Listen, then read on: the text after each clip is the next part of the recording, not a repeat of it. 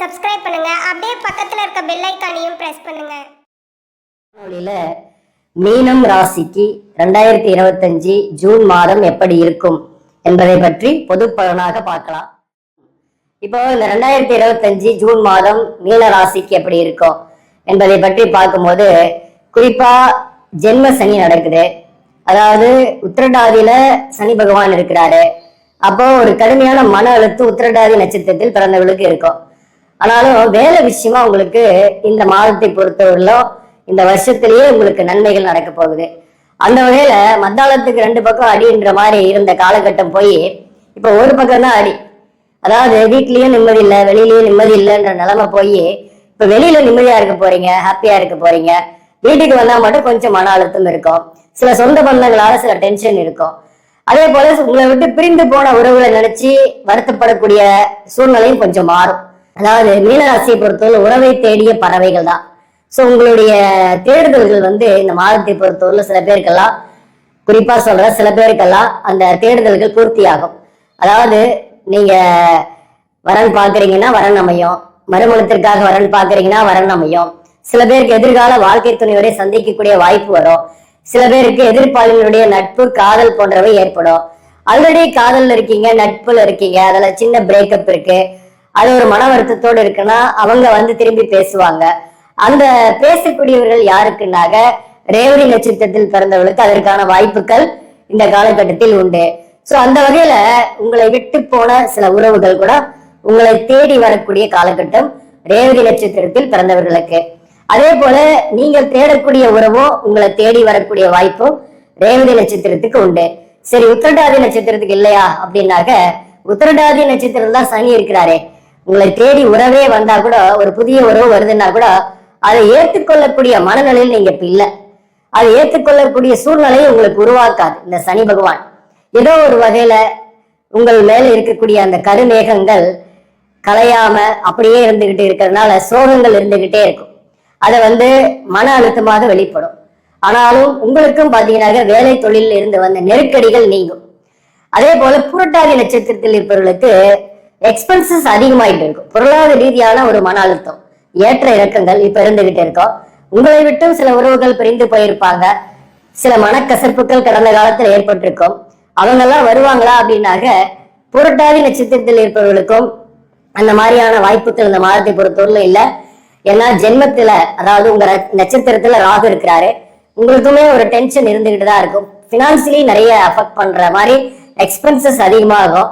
அதுலதான் அதிகமா கான்சென்ட்ரேட் பண்ணக்கூடிய மாதமாக உங்களுக்கு இருக்கும்.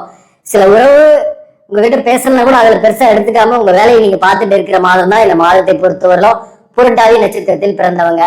இப்போ இந்த மாதத்தை பொறுத்தவரையிலும் வேலையில என்ன பாசிட்டிவ்னாக, குறிப்பா அரசு பணியில் இருப்பவர்கள் அல்லது பெரிய கம்பெனியில் இருப்பவர்களுக்கு இருந்து வந்த நெருக்கடிகள் குறையும். மேலதிகாரிகளுடைய பாராட்டு கிடைக்கும். சில பேருக்கு ஊதிய உயர்வோ அல்லது பதவி உயர்வுக்கான நல்ல செய்தி வரும். சில பேருக்கு நல்ல ஒரு டிரான்ஸ்பர் கிடைக்கும். உங்களுடைய ஊருக்கு அருகாமையிலே, உங்க வீட்டுக்கு அருகாமையிலேயே ஒரு டிரான்ஸ்பர் கிடைக்கிறதுக்கு வாய்ப்புகள் உண்டு. அதே போல வேலை இல்லாமல் இத்தனை காலமாக வேலையை தேடிக்கொண்டிருப்பவர்களுக்கு புதிய வேலை வாய்ப்பு கிடைக்கும். அதன் வகையில சில பேர் பயணங்கள் ஏற்படும், தொலைதூர பயணங்கள் ஏற்படும். வேற்று மாநிலம், வெளிநாடு போன்றவைக்கு கூட பயணங்கள் ஏற்படக்கூடிய வாய்ப்பு உண்டு. மேலும் 4ஆம் இடத்துல குரு பகவான் இருந்து 10ஆம் இடத்தை பார்க்கிறார். அது உங்களுக்கு பாசிட்டிவான விஷயம். குரு நல்லா இருக்கிறாரு. ஆனா சின்ன சின்ன ஹெல்த் இஷ்யூஸ் கொடுப்பாரு. 4ஆம் இடம் இருக்கிற இடத்துல குரு கெடுப்பாரு இல்லையா? அந்த வகையில சில ஹெல்த் இஷ்யூஸ் கொடுப்பாரு. 50 வயதுக்கு மேல நீங்க இருக்கிறீங்கன்னாக உடல்நலத்துல முன்னாடியே செக் பண்ணீங்க. பிபி, சுகர், கொலஸ்ட்ரால்லாம் செக் பண்ணி உரிய மருத்துவத்தை எடுத்துங்க ரெகுலரா.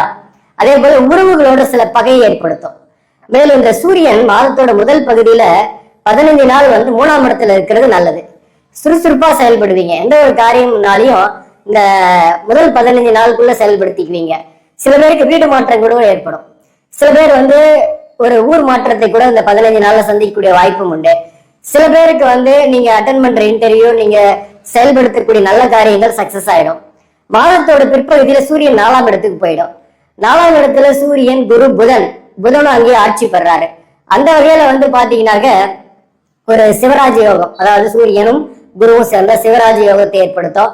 அந்த வகையில வேலை பார்க்கக்கூடியவர்களுக்கு வேலை பார்க்கக்கூடிய இடத்துல மதிப்பு, மரியாதை இருக்கும்.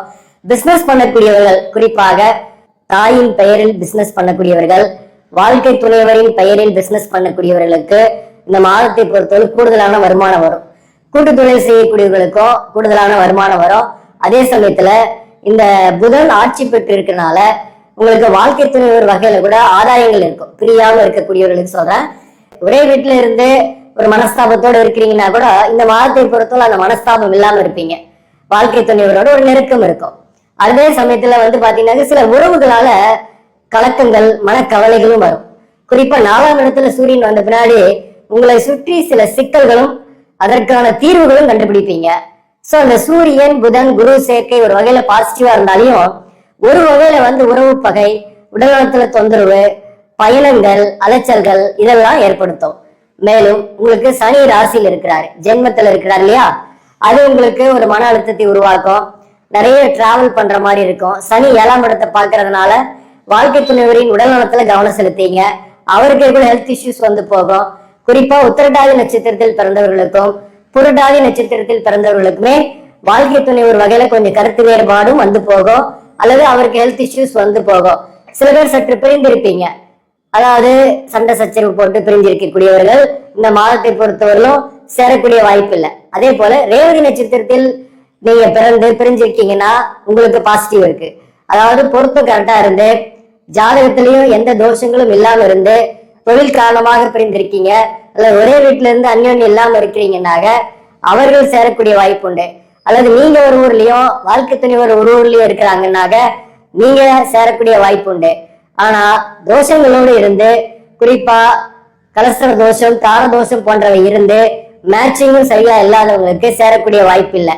இதெல்லாம் நம்ம பேசிக்கலா புரிஞ்சுக்கணும். நம்ம ஜாதகத்துல தான் இருக்கு அதற்கான பதில். இப்ப பாத்தீங்கன்னாக்க மீன ராசியை பொறுத்தவரையிலும் 12ல ராகுவும் 6ஆம் இடத்துல கேது இருக்கு. கேதுவோடு இந்த மாதத்தை பொறுத்தவரையிலும் செவ்வாயே இருக்கும். 2 குடியவன் 6ஆம் இடத்துல இருக்கும் போது நீங்க நல்ல விஷயத்தையே பேசுனீங்கன்னா கூட அதை கெட்டதாக எடுத்துக்கிறதுக்கு வாய்ப்பு இருக்கு. குறிப்பா குடும்ப உறவுகள் தான் இந்த மாதத்தை பொறுத்தவரையிலும் அவங்களாலதான் உங்களுக்கு சில தொந்தரவு வரும். அல்லது ஏதோ ஒரு வகையில உங்களுக்கு 3வது நபருடைய தலையிட்டால குடும்ப வாழ்க்கையில சில தொந்தரவு வரும். அதை அனுமதிக்காதீங்க. நீங்களும் போய் மற்ற குடும்பத்துக்கு கருத்து சொல்லாதீங்க. இந்த 2ஆம் இட அதிபதி 6ஆம் இடத்துல இருக்கிறதுனால நீங்க கருத்து சொன்னா கூட அது தவறா புரிஞ்சுக்குவாங்க. வாய் தவறி கூட நீங்க ஏதாவது சொல்லிட்டீங்கன்னா கூட அது மன வருத்தத்தை ஏற்படுத்தும். அதே போல 2ஆம் இடத்துல சுக்கிரன் இந்த மாதத்தை பொறுத்தவரை இருக்கு. நடை உடை பாவனைகளில் மாற்றத்தை ஏற்படுத்துவீங்க. புதிய தோற்ற பொலிவோடு இருப்பீங்க. 8ஆம் இடத்துல சுக்கிரன் பாக்குறதுனால திடீர் தனவரவும் ஏற்படும். அதே போல திடீர்னு பண நஷ்டமும் ஏற்படக்கூடிய வாய்ப்பு உண்டு. அதே சமயத்துல அதற்கு கொஞ்சம் கடன் வாங்கக்கூடிய வாய்ப்பும் உண்டு. சில பேர் லாபமற்ற விஷயத்துல ஈடுபட்டு பணம் நஷ்டமாகிறதுக்கு வாய்ப்பு உண்டு. குறிப்பா வயதானவர்களாக இருக்கீங்கன்னாக பண விஷயத்துல கொஞ்சம் கேர்ஃபுல்லா இருங்க. இன்வெஸ்ட்மெண்ட் பண்ற விஷயத்துல யாருக்கிட்ட பணம் கொடுக்குறீங்களோ அது ரொம்ப ரொம்ப முக்கியம். அதுக்கு ஒரு எவிடன்ஸை மேக் பண்ணீங்க. குறிப்பா இந்த நிதி சார்ந்த விஷயங்கள்ல பரிவர்த்தனை பண்ணும்போது கவனமா இருக்கணும். அது ரொம்ப முக்கியம். 2ஆம் இடத்துல சுக்கிரன் இருக்கிறதுனால மேக்சிமம் உங்கள் வார்த்தைகள் மற்றவர்களால் தவறாக புரிந்து கொள்வதற்கு நிறைய வாய்ப்பு உண்டு. 8 குடியவன்றதுனால சொல்றேன். நீங்களே கொஞ்சம் நெகட்டிவா பேசிட்டீங்கனாலே கொஞ்சம் மன வருத்தங்கள் அடைவாங்க. சோ அதனால கொஞ்சம் மௌனமா இருக்கிறது இந்த மாதத்தை பொறுத்தவரை நல்லது. மற்றபடி பாத்தீங்கன்னாக்க இந்த குடும்பஸ்தானாதிபதி 6ஆம் இடத்துல இருந்து உங்களுக்கு கேதுவோடு இணைஞ்சிருக்கிறதுனால பொருளாதார ரீதியா கொஞ்சம் நிறைய எக்ஸ்பென்சஸ் ஆகும். அதே போல சில விஷயங்கள் விளையாட்டுத்தனமா நீங்க எடுக்கக்கூடிய முடிவுகளால பணம் நஷ்டமாகலாம். எதையும் ஒரு கைடன்ஸ் வச்சு அல்லது ஒரு வெல் விஷர் அல்லது ஒரு குருநாதருடைய அட்வைஸை வச்சு நீங்க செயல்படுங்க. பாருங்க, எதுவுமே பாதிப்பு வராது. 6ஆம் இடத்துல செவ்வாய் கேது இருக்கிறது ஒரு நிலையில பாத்தீங்கன்னாக்க வழக்குகள் இருக்கீங்கன்னா அதுல சக்சஸ் உண்டு. தேர்வு எழுதுறீங்கன்னாக்க அதுல சக்சஸ் உண்டு. படிக்கக்கூடிய மாணவர்களுக்கு விரும்பிய கோர்ஸை சேரத்துக்கான வாய்ப்புகள் வரும். ஆனா கொஞ்சம் பணம் எக்ஸ்பென்சஸ் ஆகும். சில பேர் நீங்களே கூட படிச்சு முடிச்சுட்டு இருந்தீங்கன்னா எக்ஸ்ட்ரா வேற ஏதாவது படிக்கலாம் அப்படின்ற எண்ணங்கள்லாம் வரும். படிக்கிறதுக்கான வாய்ப்பு இந்த வருஷம் உண்டு. 6ஆம் இடத்துல இருக்கக்கூடிய இந்த கேது செவ்வாயால எதிரிகளை வீழ்த்துவீங்க. உங்களுக்கு இடைஞ்சல்கள் கொடுத்து கொண்டிருந்தவர்களால் இனிமேல் பெரிய அளவுக்கு மன வருத்தம் இல்லை. ஏன்னா கேது உட்காந்துட்டாரு 6ஆம் இடத்துல. வழக்குகள்லாம் வெற்றி வரும். ஆல்ரெடி டிவோர்ஸ் கேஸ் இருக்கு, சொத்து சம்பந்தமான கேஸ் இருக்குனாக்க உங்களுக்கு சாதகமாக அந்த வழக்குகள் செல்லும்.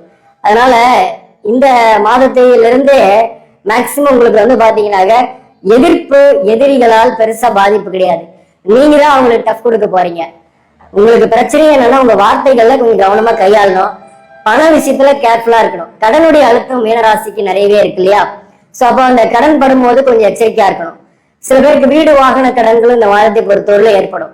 4ஆம் இடத்துல இருக்கக்கூடிய குரு வந்து சில பேருக்கு வீடு கடன் வாங்கி வீடு வாங்குறது, வாகனம் கடன் வாங்கி வாகனம் வாங்குறது, இதெல்லாமும் ஏற்படும்.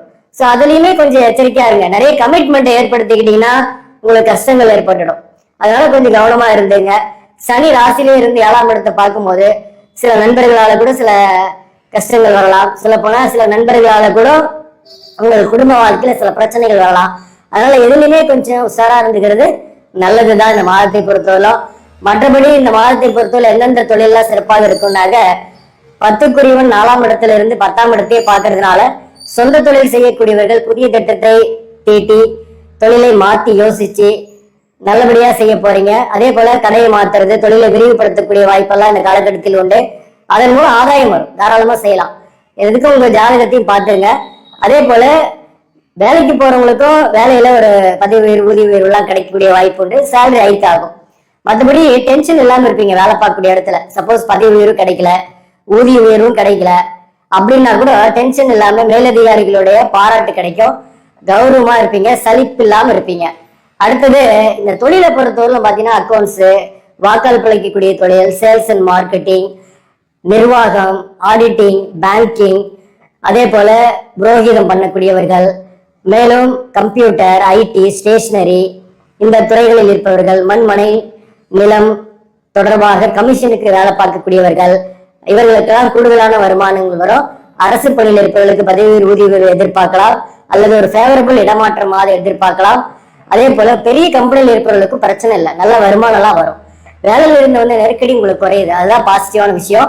ஒரு பக்கம் சின்ன சின்ன பிரச்சனைகள் குடும்ப வாழ்க்கையில் இருந்தாலும் கொஞ்சம் காம்ப்ரமைஸ் பண்ணிட்டு போங்க, இதுவும் மாறும் அப்படின்னே சொல்லலாம். இந்த மாதத்தை பொறுத்தவரை நீங்க வழிபட வேண்டிய தெய்வம் எதுனாக்க பழனி முருகனை வழிபாடு செய்யுங்க. ஏன்னா செவ்வாய் 6ஆம் இடத்துல இருந்து உங்களுக்கு கொஞ்சம் சில பிரச்சனைகளையும் உருவாக்கும். அதனால தந்தைக்கு ஹெல்த் இஷ்யூஸ் எல்லாம் கூட வரும். 9க்குரியவன் இல்லையா? 6ஆம் இடத்துல இருக்கும்போது கேதுவோடு இணையும் போது பூர்வீக சொத்த சில பிரச்சனை, அல்லது தந்தைக்கு ஹெல்த் இஷ்யூஸ், அல்லது தந்தையை பிரிஞ்சிருக்கிறது போன்றதெல்லாம் வரும். ஸோ அப்போ நீங்க பழனி முருகனை வழிபாடு செய்யுங்க. பழனி முருகன் கோயிலுக்கு போக முடியாதுன்னு வீட்டுல இருந்தே பழனி முருகனுடைய சிலையை வச்சோ அல்லது போட்டோ வச்சோ வழிபாடு செய்யுங்க, நன்மைகள் நடக்கும். தகவலுக்கு எங்க சேனலை மறக்காம சப்ஸ்கிரைப் பண்ணுங்க. நன்றி.